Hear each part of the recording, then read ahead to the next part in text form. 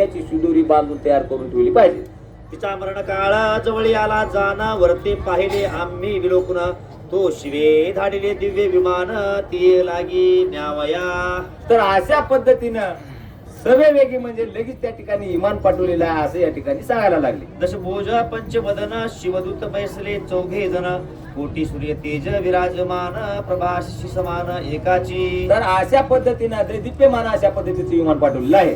कोणी अग्नि तेजे विराजत भालचंद्र शोभिवंत दिव्य विमान लखलखित वाद्य वाजती चतुर्विध. अतिशय वाद्य अनेक प्रकारचं नानाविध प्रकारचं वाद्य त्या ठिकाणी वाजायला सुरुवात झालेली आहे. अष्टनायका नृत्य करीती किन्नर गंधर्व शिवलीला गाती गौतम म्हणे ऐके नृपती मग त्या प्रती तर पुशिले. त्या ठिकाणी गण गंधर्व सर्व देवगण देखील त्या ठिकाणी अनेक प्रकारच्या वाद्यासहित शिवस्तुती त्या ठिकाणी चाललेली आहे.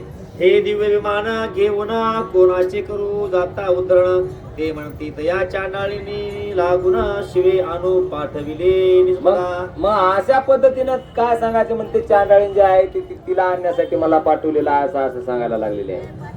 मग म्यात अशी पुशिले इने पूर्वी काय तप केले मग ते शिवदूत बोलिले पूर्वजन्मीचा वृत्तांत. मग हे काय झाले मग तिला सगळं पूजा पूजना केली आणि सगळं ती केली.